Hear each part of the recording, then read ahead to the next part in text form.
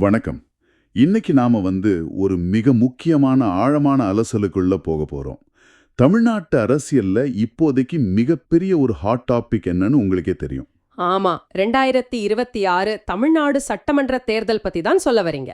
Correct, அதேதான். நீங்க எப்போதுமே வெறும் மேலோட்டமான செய்திகளோடு திருப்தி அடையாம அரசியல் மாற்றங்களுக்கு பின்னால் இருக்கிற உண்மையான காரணங்களை ஆழமா தெரிஞ்சுக்க விரும்புறவர். கண்டிப்பா. அதனாலதான் உங்களுக்காகவே பிரத்யேகமாக தொகுக்கப்பட்ட சில கட்டுரைகள், அரசியல் ஆய்வறிக்கைகள், அப்புறம் செய்தி தொகுப்புகளை வச்சு இன்னைக்கு நம்ம விவாதத்தை முன்னெடுக்க போறோம். எக்ஸாக்ட்லி. நமது இந்த ஆழமான அலசலின் முக்கிய நோக்கம் என்னன்னா, சமீபத்துல அரசியல் களத்துல மிகப்பெரிய புயலை கிளப்பி இருக்கும் நடிகர் விஜயின் தமிழக வெற்றி கழகம், அதாவது டிவிகே, மற்றும் பல ஆண்டுகளாக களத்தில் இருக்கும் சீமானின் நாம் தமிழர் கட்சி என்டிகே. இந்த இரண்டு கட்சிகளுக்கும் இடையேயான அரசியல் மோதல், அவற்றுக்கிடையிலான சித்தாந்த வேறுபாடுகள் மற்றும் வாக்கு வங்கி போட்டி ஆகியவற்றை தெளிவாக புரிந்து கொள்வதுதான் நமது மிஷன். சரி, இதை விரிவாக அலசுவோம். பல தசாப்தங்களாக தமிழ்நாட்டில் வேரூன்றி இருக்கும் பெரிய திராவிட கட்சிகளை எதிர்த்து இந்த இரண்டு புதிய மாற்று அரசியல் சக்திகளும் களம் இறங்கியிருக்காங்க. இது உண்மையிலேயே தமிழ்நாட்டு அரசியல் வரலாற்றுல ஒரு மிக முக்கியமான காலகட்டம்னு தான் சொல்லணும்.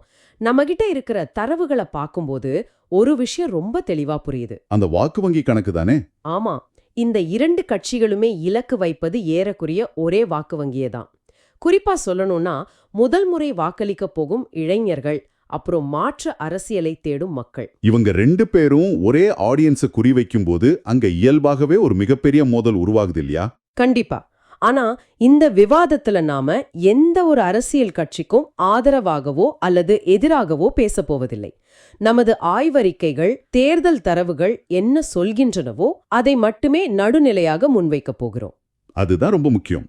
இந்த வாக்கு வங்கி போட்டிக்குள்ள போறதுக்கு முன்னாடி முதல்ல இவர்களுக்கு இடையேயான சித்தாந்த மோதலை பற்றி பார்ப்போம். விக்கிரவாண்டியில் சுமார் 8 லட்சம் பேர் கலந்து கொண்ட டிவிகே மாநாடு பற்றி தரவுகள் என்ன சொல்லுது? அந்த மாநாட்டுல விஜய் முன்வைத்த கொள்கை பலரையும் புருவமுயர்த்த வச்சது. அவர் தனது கட்சியின் சித்தாந்தமாக மதச்சார்பற்ற சமூக நீதி அப்படிங்கிற நிலைப்பாட்டை அறிவித்தார். அதுல குறிப்பா திராவிடமும் தமிழ் தேசியமும் இந்த மண்ணில் இரு கண்கள் அப்படின்னு விஜய் சொன்னதுதான் மிகப்பெரிய ஆச்சரியமா இருந்துச்சு. உண்மைதான். அது மட்டுமல்ல, டிவிகேவின் கொள்கை வழிகாட்டிகளாக தந்தை பெரியார், டாக்டர் அம்பேத்கர், காமராஜர், வேலு நாச்சியார் மற்றும் அஞ்சலை அம்மாள்னு 5 தலைவர்களை அவர் முன்னிறுத்திருக்கார். ஒரு புது கட்சி இப்படி பல வேறுபட்ட சித்தாந்தங்களை ஒன்னா சேர்க்கறதுக்கு பின்னாடி என்ன வியூகம் இருக்க முடியும்?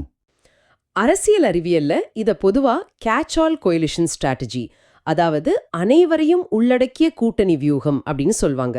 ஓஹோ, அப்போ இது ஏதோ தற்செயலாக நடந்த விஷயம் கிடையாதுன்னு சொல்றீங்களா? கண்டிப்பா கிடையாது. இதுக்கு பின்னாடி ஒரு மிக நுட்பமான கணக்கு இருக்கு. ஆய்வறிக்கைகளை பார்த்தோம்னா, பெரியாரை முன்னிறுத்துவதன் மூலம் பகுத்தறிவு மற்றும் சாதி எதிர்ப்பு சிந்தனை கொண்ட வாக்குகளையும், அம்பேத்கரை முன்னிறுத்துவதன் மூலம் ஒடுக்கப்பட்ட மக்களின் வாக்குகளையும் அவர் ஈர்க்க முயல்கிறார். அப்போ காமராஜர் பேர் வந்ததுக்கு காரணம் நேர்மையான நிர்வாகம் மற்றும் தென் மாவட்ட வாக்குகளை குறிவைக்கிறதா? எக்ஸாக்ட்லி. அதே போல வேலு நாச்சியார் மற்றும் அஞ்சலை அம்மாள் ஆகிய 2 பெண் வீராங்கனைகளை முன்னிறுத்துவதன் மூலம் பெண்கள் அதிகாரம் அளித்தலை ஆதரிக்கும் வாக்குகளையும் தனது பக்கம் திருப்ப அவர் திட்டமிட்டுள்ளார். இது முற்றிலும் ஒரு கலவையான சித்தாந்தமா இருக்கு. எல்லாரையும் அரவணைச்சு யாரையும் பகைச்சிக்காம ஒரு பரந்துபட்ட வாக்கு வங்கியை உருவாக்குற முயற்சி இது. ஆமா, ஆனா வெவ்வேறு முரண்பாடான சித்தாந்தங்களை இப்படி ஒன்னா கலக்கிறது களத்துல சாத்தியமாங்கிறது தான் கேள்வி. ஏன்னா விஜய் இப்படி திராவிடமோ தமிழ் தேசியமோ 2 கண்கள்னு சொன்ன உடனே நாம் தமிழர் கட்சியின் தலைமை ஒருங்கிணைப்பாளர் சீமானிடம் இருந்து வந்த ரியாக்ஷன் ரொம்பவே கடுமையா இருந்துச்சு. இதில் மிகவும் ஆச்சரியமான விஷயம் என்னவென்றால், விஜயின் இந்த கேட்ச் ஆல் வியூகத்திற்கு நேர் எதிராக சீமான் பின்பற்றுவது நீஷ் பியூரிட்டி ஸ்ட்ராட்டஜி, அதாவது தூய சித்தாந்த வியூகம்னு சொல்றீங்களா? ஆமா. சீமானின் அரசியல் பயணத்தை பார்த்தாலே இது புரியும்.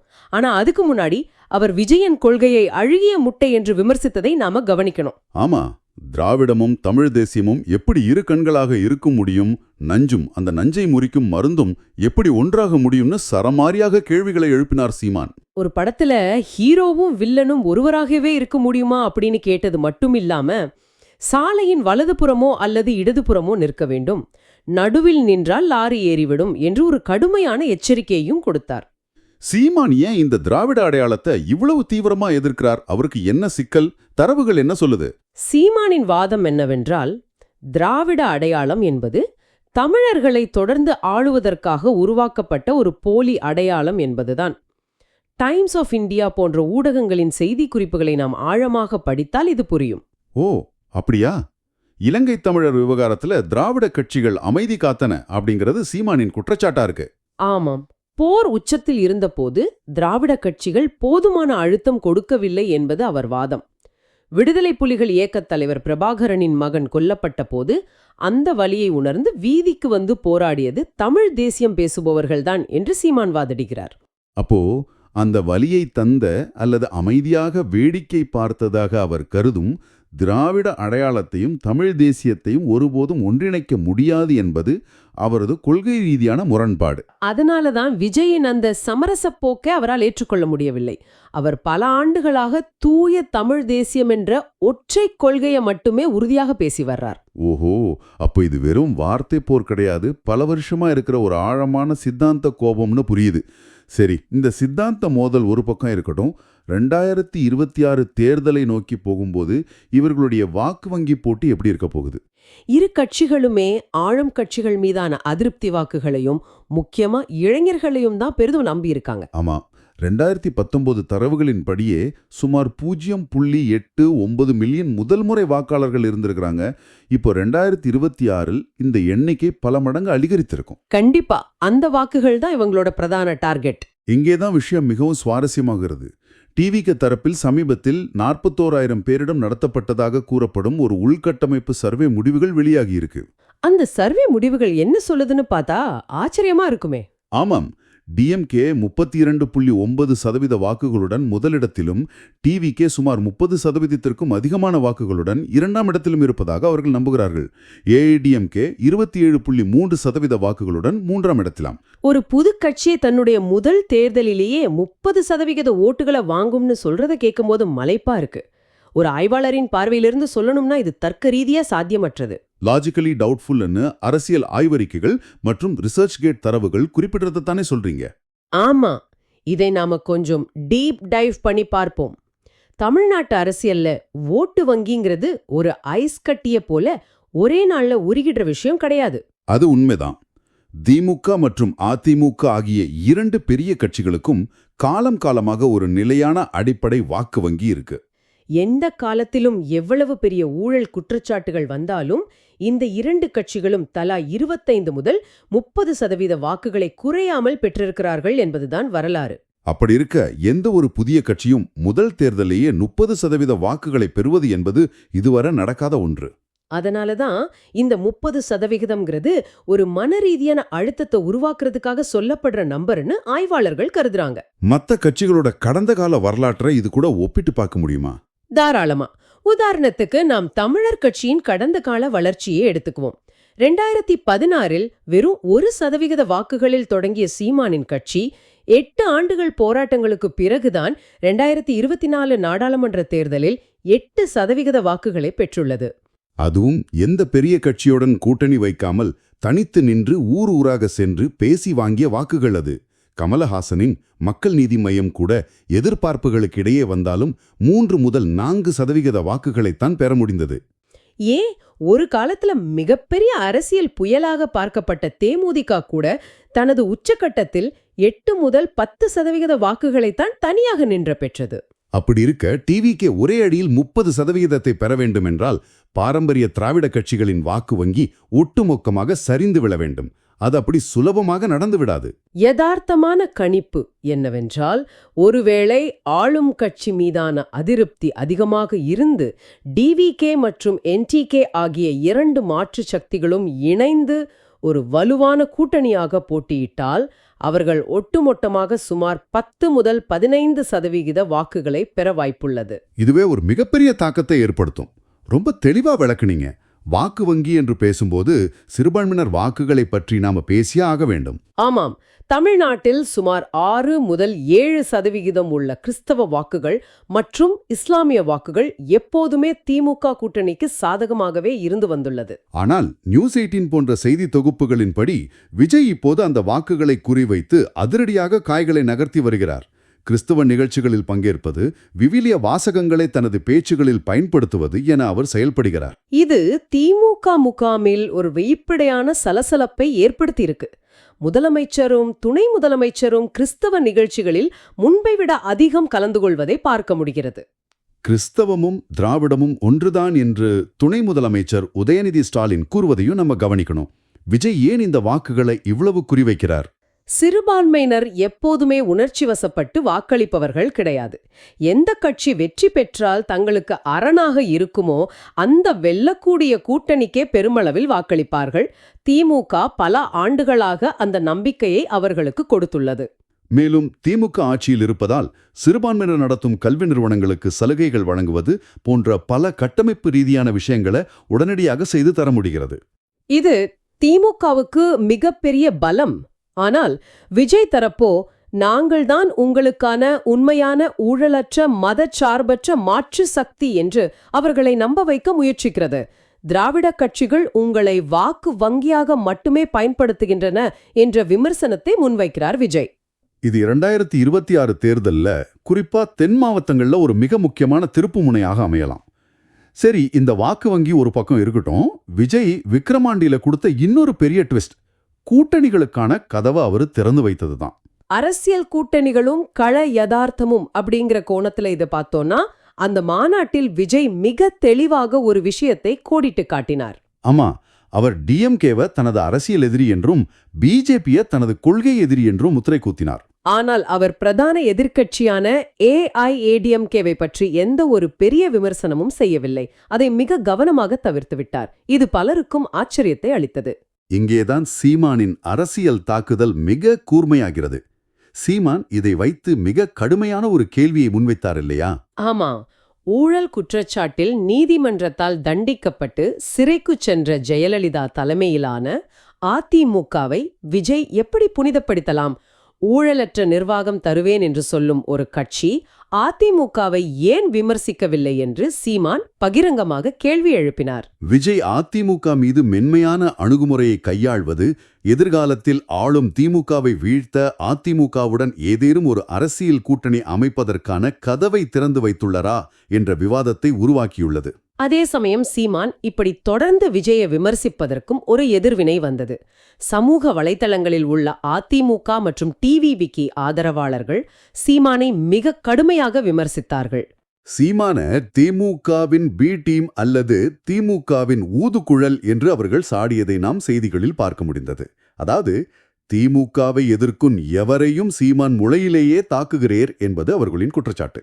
இதை கேட்கும்போதே ஒரு பெரிய அரசியல் சதுரங்கம் கண் முன்னாடி விரியுது.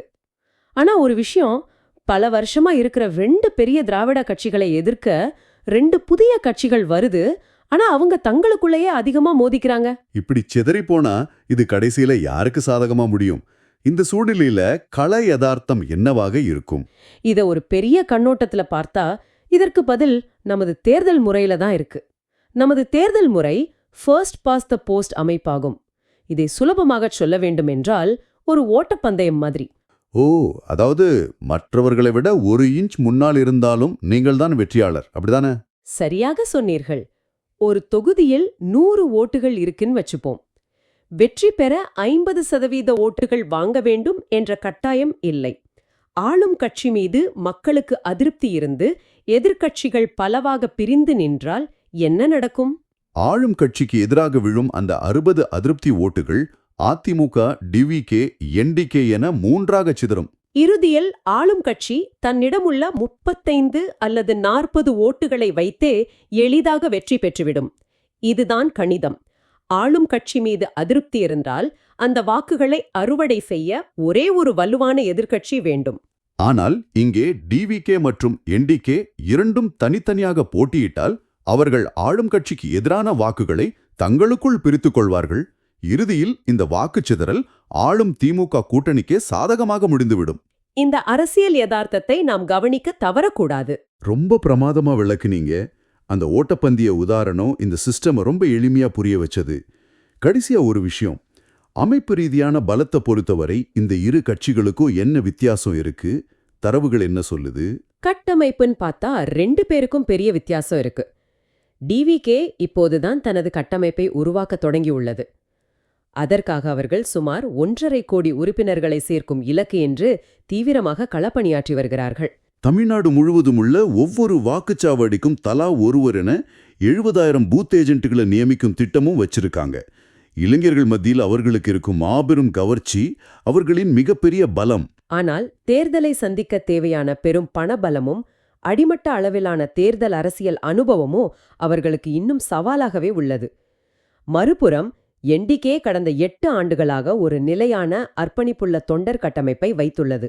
சீமானின் பேச்சாற்றல் ஒரு புறம் இருந்தாலும் அவர்களுடைய சுற்றுச்சூழல் அரசியல், பனைமரம் நடுவது, நீர்நிலைகளை பாதுகாப்பது போன்ற முன்னெடுப்புகள் ஒரு தனித்தன்மையான அடையாளத்தை உருவாக்கியுள்ளது. அதோடு அனைத்து தேர்தல்களிலும் 50% பெண்களுக்கு சீட்டு வழங்கும் தைரியமான நடைமுறைகள் மக்களிடம், குறிப்பாக பெண்களிடம் பெரும் வரவேற்பை பெற்றுள்ளது. அவர்கள் வாக்கு சதவீதத்தை மெதுவாக ஆனால் மிக உறுதியாக உயர்த்தி வருகிறார்கள். ஆக இதற்கெல்லாம் என்ன அர்த்தம்? பல தசாப்தங்களாக தமிழ்நாட்டை ஆண்டு வரும் இரு பெரும் திராவிட கட்சிகளின் ஆதிக்கத்தை உடைக்க 2 புதிய அரசியல் சக்திகள் முழுவீச்சில் களத்தில் இறங்கியுள்ளன.